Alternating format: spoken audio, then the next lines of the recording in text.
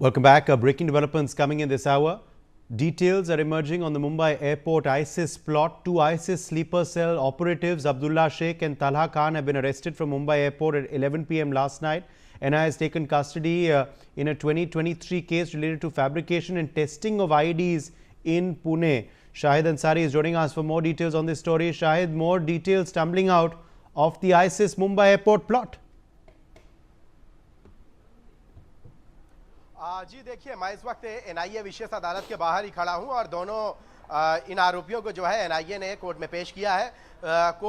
NIA ने court को बताया है कि 2022 और 23 में मुंबई से सटे पुणे इलाके में जो है कोंडवा एक जगह है जहां पे ये दोनों आरोपी और इनके साथियों ने जो है आईईडी जो ब्लास्ट की जो है ट्रेनिंग और टेस्टिंग दोनों की थी। वहां इन्होंने एक किराए का घर लिया था और वहीं पे ये सारी प्लान उन्होंने किया था और उसके बाद एनआईए की जब कार्रवाई हुई तो ये दोनों जो है फरार हो गए थे। 2 साल तक जो है ये फरार रहे और यहाँ इंडोनेशिया के राजधानी जकार्ता में रहे। एनआईए की विशेष अदालत ने जो है इनका गैर जमानती वारंट भी जारी किया था।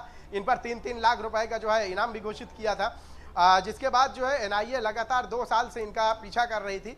फिर इन्हें जो है एयरपोर्ट पर, मुंबई एयरपोर्ट पर गिरफ्तार करने से पहले इनको वहां से इंडोनेशिया से जो है डिपोर्ट किया गया। डिपोर्ट करने के बाद जब ये कल आए मुंबई एयरपोर्ट पर तो रात 11 बजे इन दोनों आरोपियों को गिरफ्तार कर लिया गया है।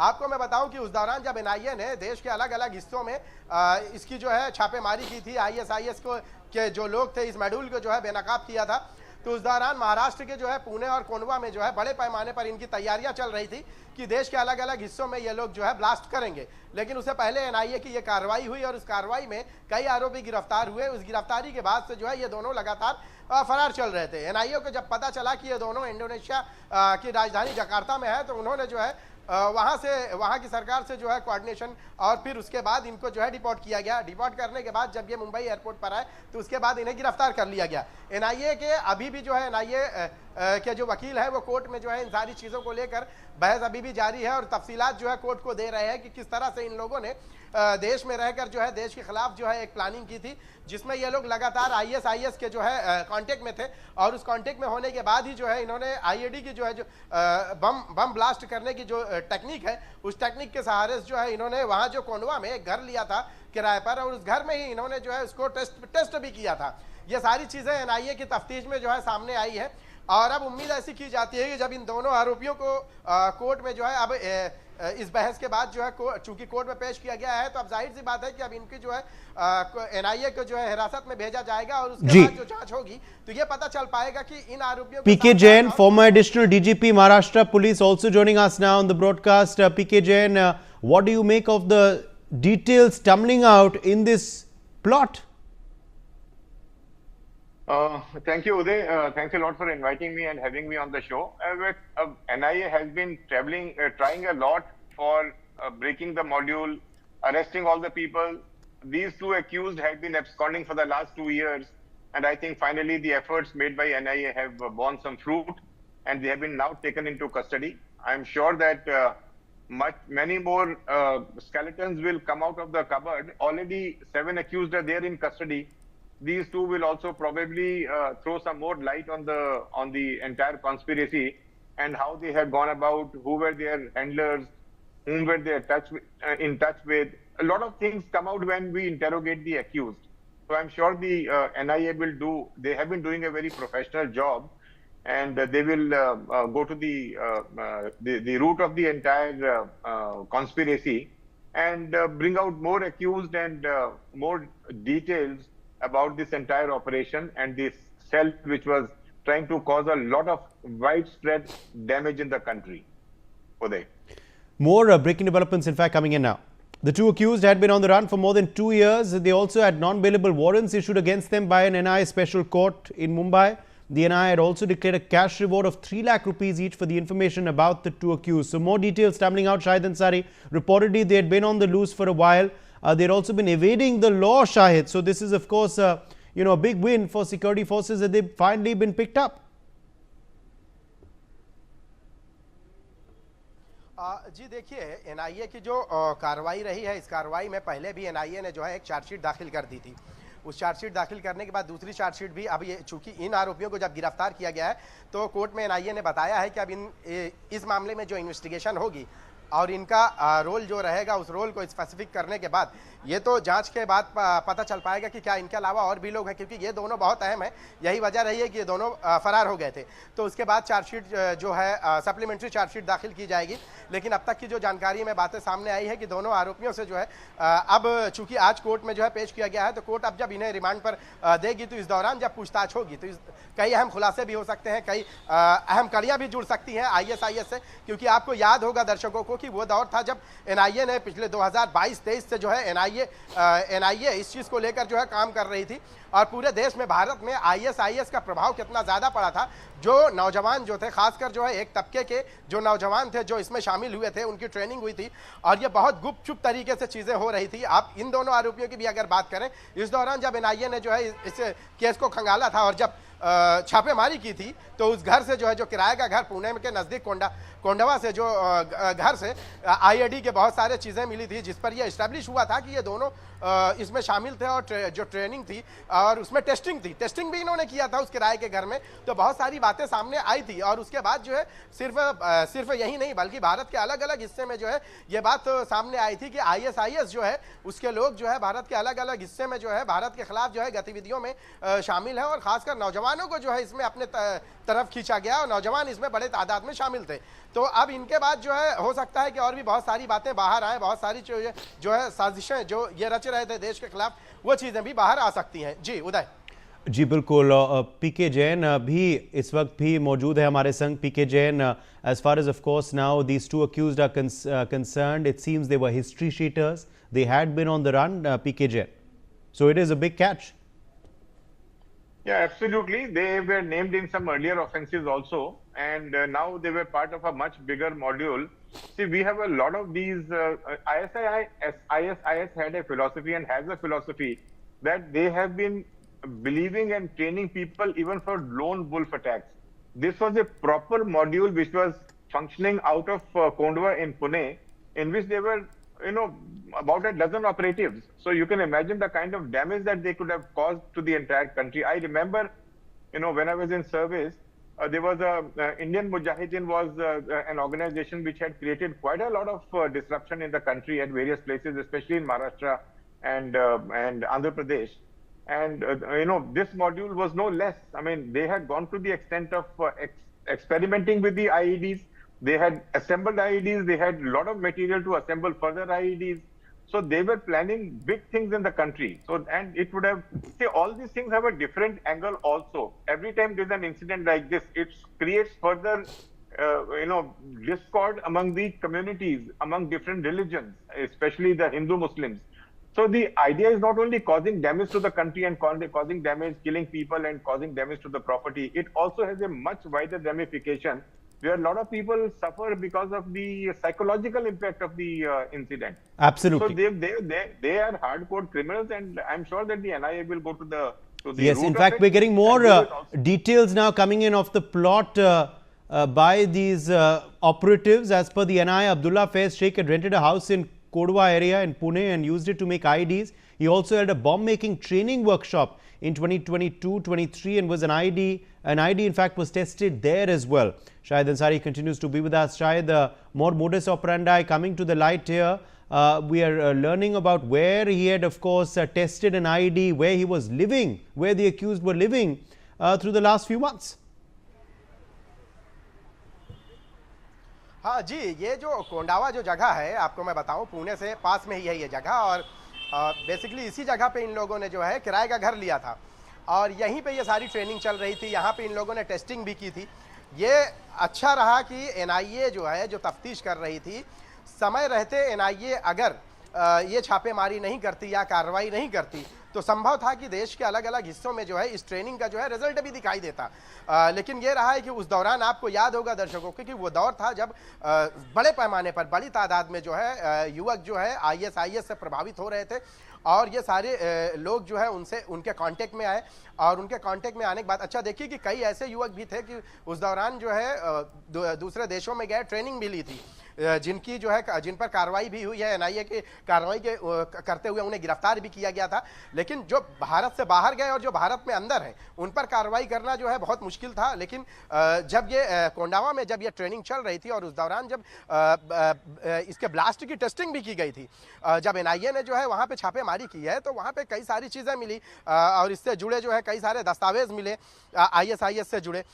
तो उन सारी चीजों को जो है एस्टैब्लिश किया गया। फिर वो सारे लोग जो थे उन सारे लोगों की गिरफ्तारियां भी हुई। लेकिन ये दो लोग जो थे इनको पता चल गया था, तो छापेमारी के दौरान जो है ये लोग जो है फरार हो गए।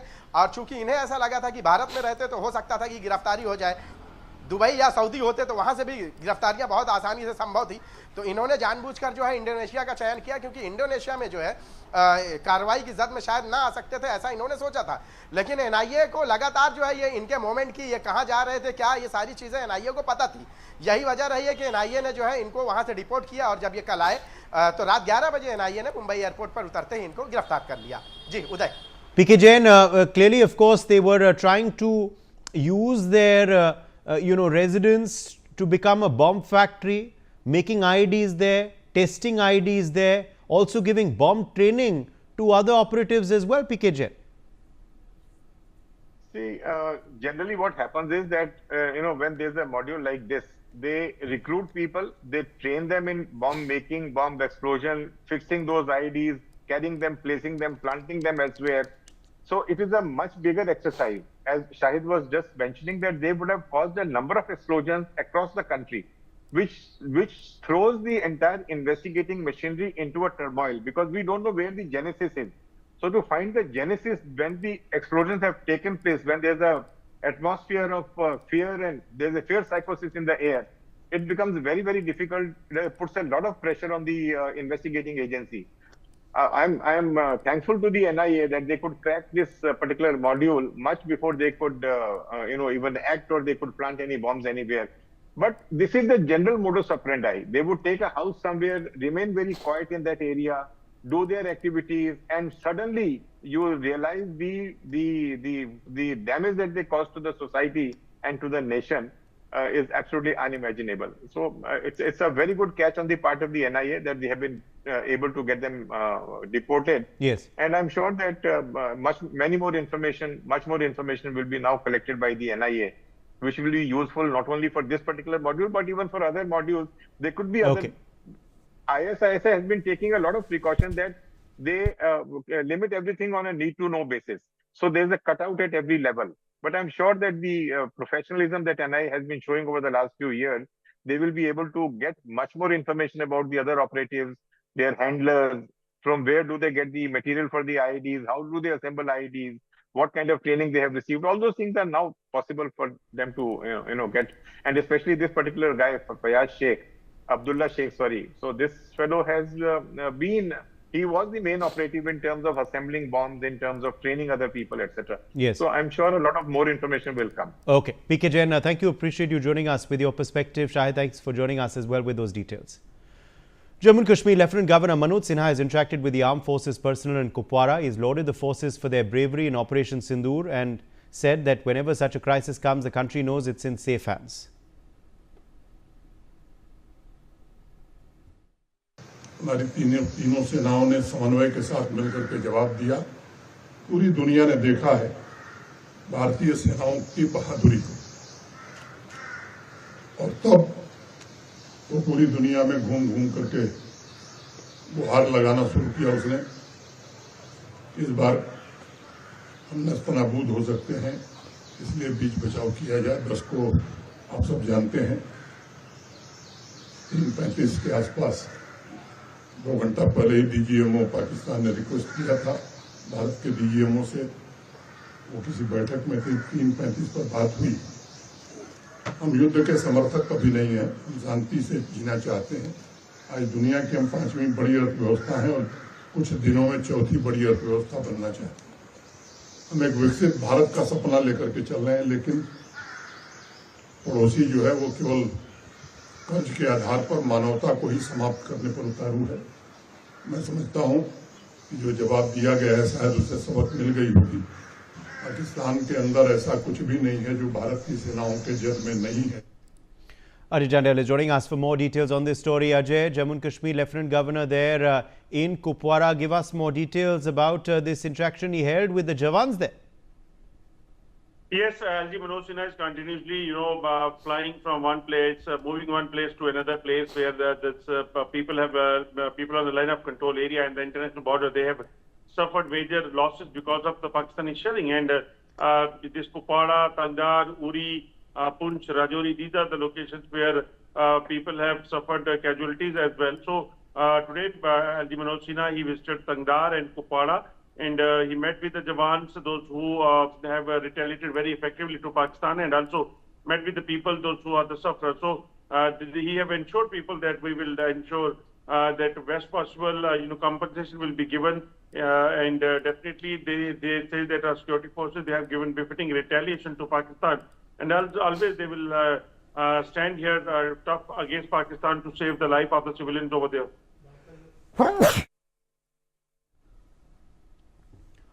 All right. Meanwhile, Jammu and Kashmir Lieutenant Governor Manoj Sinha, in fact, has also visited the border area in Tangdar sector of Kupwara. He's assessed damage caused by cross-border sharing from Pakistan. He also interacted with local residents there. Remember, Pakistan Army had opened fire on civilians as well and targeted them last week. In fact, Manoj Sinha has said assistance has also been given to those whose houses were damaged. हाँ, adversary के द्वारा जो selling हुई है उससे काफ़ी लोगों के घर और कमर्शियल प्रॉपर्टी डैमेज हुई है। आज प्रशासन के अपने सीनियर ऑफिसर के साथ मैंने उसको विजिट भी किया है, देखा है अपनी आंखों से, यहाँ के लोगों से इंटरेक्शन करके उनकी समस्याओं को समझने की कोशिश की है। एक तो प्रशासन के अपने साथियों का मैं बहुत आभारी हूँ, जिन्होंने बहुत कठिन परिस्थिति में भी सदैव मौके पर डटे रहे और आवाम को कोई कठिनाई न हो, इसका उन्होंने भरपूर प्रयास किया। प्रशासन ने आकलन कर लिया है और उस आकलन के आधार पर जो अविलंब सहायता दी जा सकती थी वो दे दी गई है। कुछ जो लोग बचे हैं उन्हें आज रिलीज कर दिया जाएगा, लेकिन ये सहायता मुझे लगता है कि पर्याप्त नहीं है। जो क्षति हुई है उसका एक comprehensive plan divisional commissioner Kashmir और सीनियर ऑफिसर मिलकर बनाएंगे। उस आधार पर भारत सरकार से अनुरोध करके लोगों को पूरी तरह से रिहेबिलिटेट किया जाएगा। In more breaking news now coming in, the Amarnath Yatra is all set to commence on the 3rd of July. Till now, over 3.5 lakh pilgrims have registered. Meanwhile, the security situation remains tense in the aftermath of the Pahalgam terror attack. Jammu and Kashmir Chief Minister Omar Abdullah has stated that tourism has been hit quite badly. He said the Jammu and Kashmir government is now focused on the Amarnath Yatra and wants to ensure the annual pilgrimage passes off peacefully. Tourism has been hit quite badly. This summer season of ours is more or less now. We hardly have any tourists coming. Now we are focused on the Amarnath Yatra. We want the Amarnath Yatra to pass incident-free and all the yatris to go back safe and sound. And then we will start looking at what we can do to. An Indian Air Force maintenance team has worked alongside US Air Force personnel to address a technical snag on a US Air Force C-17 aircraft in Jaipur. Critical equipment was rapidly mobilized, reflecting high coordination under logistics cooperation frameworks. Vishnu Sharma is joining us for more on this story. Vishnu, what has transpired at the Jaipur airport?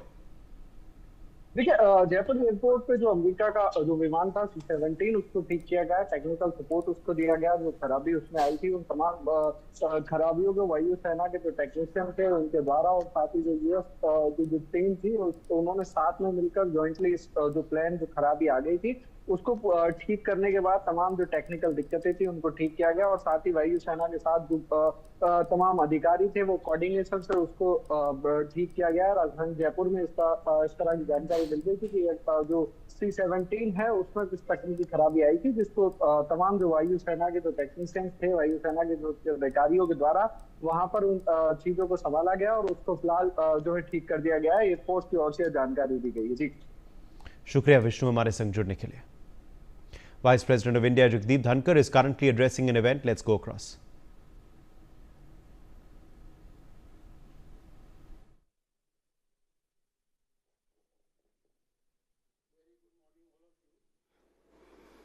Let me first take 180-degree turn.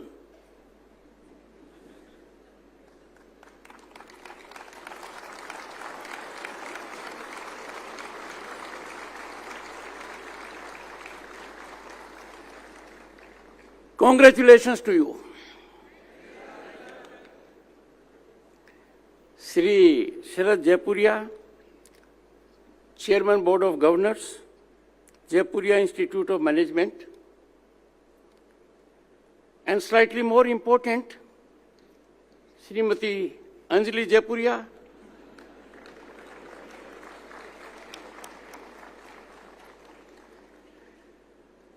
spouse of Chairman Board of Governors, Jaipuria Institute of Management, and the one who will carry the baton forward, Shri Srivats Jaipuria, Vice Chairman, Jaipuria Institute of Management. Navneet Sehgal ji, whenever I use the word vice, I am little more careful. He is Vice Chairman, I am Vice President. So our connect is very different.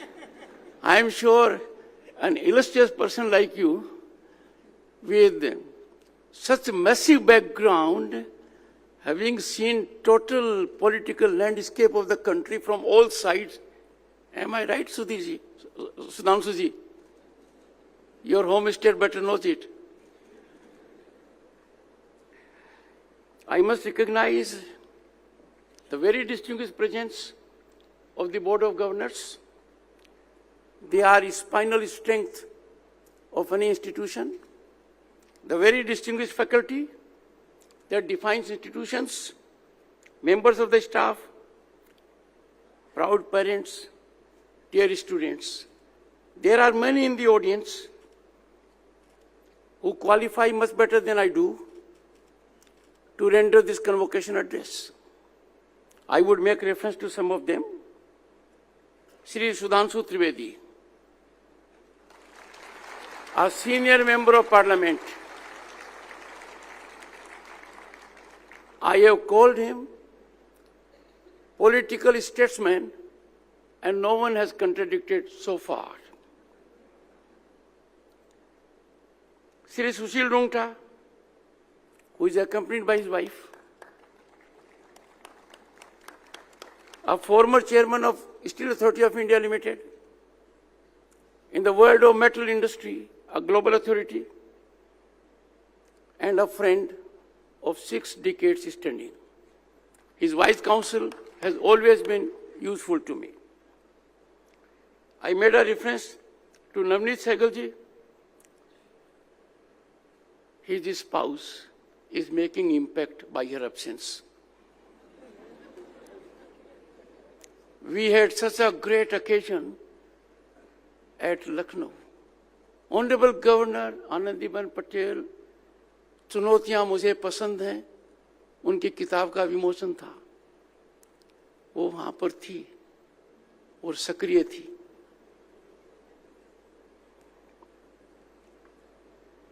I remember my tenure as Governor State of West Bengal for getting culturally enriched, economically well informed by one who has been President of FICCI also, Sri Sudhir Jalanji.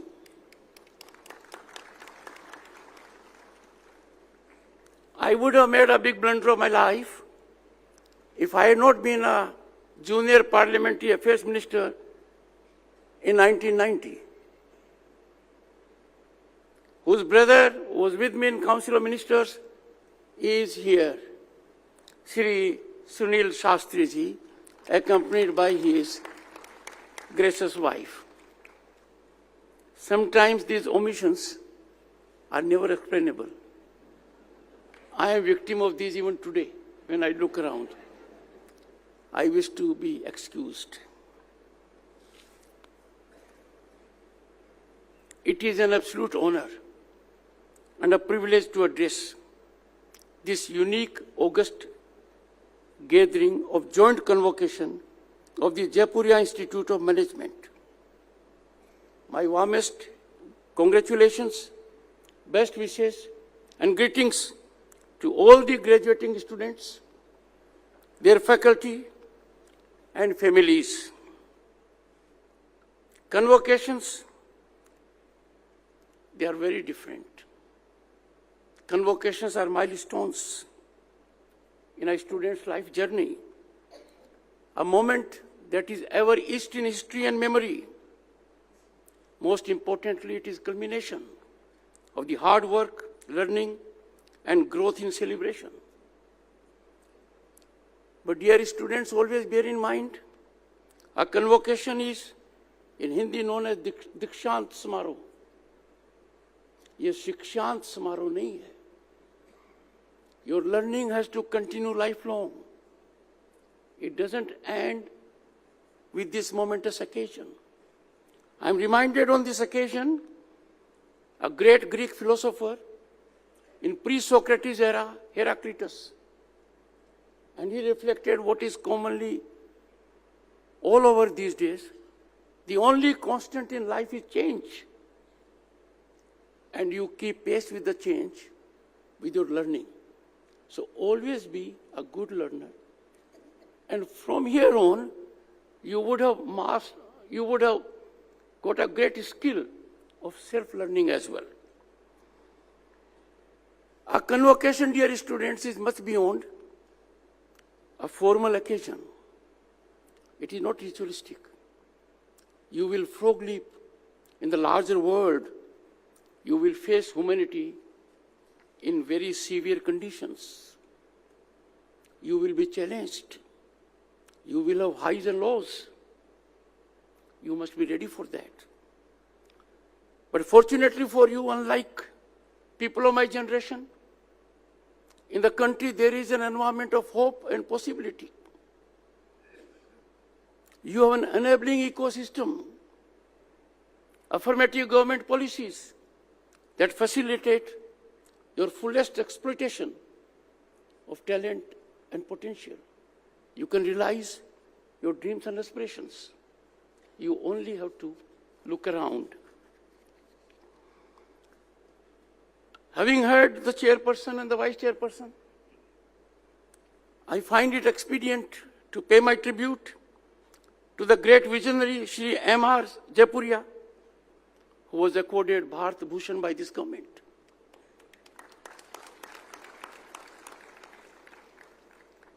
His foresight and commitment established firm foundations and bedrock on which this institution now stands. This visionary foundation now flourishes under dynamic leadership of Chairman Srivats. I'm sorry, I have called him Chairman. Ladies and gentlemen, boys and girls, it is not slip of the tongue. And I am sure this seamless transition will take place.